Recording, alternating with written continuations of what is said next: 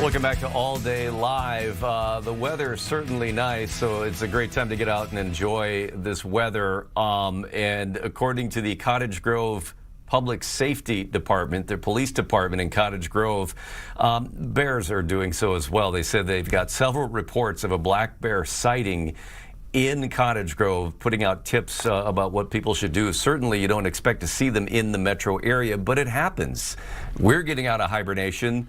So are they, and avoiding them in the wild is usually what's for the best. Avoiding them anywhere is probably what's for the best. Joining us now from the Minnesota DNR, Franklin Whittaker, wildlife extension specialist with the DNR. I'm sorry, did I get your title correct there? Yeah, I'm the wildlife damage extension specialist with the Minnesota DNR, so everything human-wildlife conflict. Okay. I don't know if you'd heard about this. Cottage Grove posted a photo and said they've got several calls here about a sighting in Cottage Grove. And I looked on the map where they said it was. It's not far from, there's a Walmart, Menards there in a neighborhood. How rare is it this time of year to see a black bear in one of the kind of urban areas, I should say? Yeah, it's not super rare. So we like to tell everybody and remind everybody that all of Minnesota is bear country. Typically, the traditional bear range is up in the northeast, but for the last about decade or so, the bear population has been steadily kind of increasing and expanding as food sources. In the kind of Twin Cities area, there's a lot of oak that the bears chase. And as people expand in Lakes Country and in the Northeast, the bear population kind of moves to find that food as well. Yeah, and I know I've done a number of these stories over the years. About a year ago, I just pulled up my script from last May where we were up in Isanti, where they were pretty active in a neighborhood there. You know, you think that makes more sense. You start to see them in the metro area, and we've seen those over the years too in Minneapolis and St. Paul, where you see bear sightings. So they do start moving around. Generally, if they do get into a more populated urban area, though, they kind of tend to move back out to a more wooded area, kind of back to a more natural habitat eventually, correct?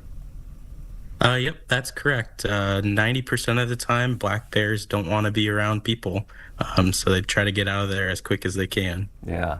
The DNR recently putting out some tips. You know, it's that time of year to avoid encounters with bears, whether it's, you know, in the metro area or outside of the metro, wherever you are. Let's start with keeping them off your property if you live near the woods. What do you tell people? Yeah, so the Minnesota DNR, we're members of a national kind of organization called Bear Wise.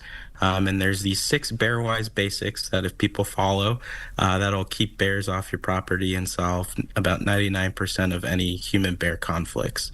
And that's all about securing attractants and avoiding bears coming there in the first place. Primarily, the main calls that the DNR gets is about bird feeders. We like to tell everybody that when bears are active, put your bird feeders away, which is typically tax day to Halloween. Yeah, and I've seen that too in the stories I've done, where it's the bird feeders, it's also the garbage cans. They maybe they're feeding other wildlife, like putting things out for deer. Bears could smell this from quite a ways away, right?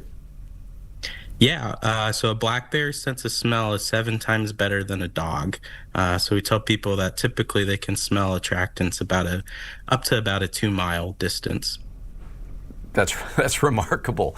All right. Well, I appreciate the time here today, and again, certainly when you see the report of a picture here of a black bear on a tree in Cottage Grove, that kind of gets your attention. So.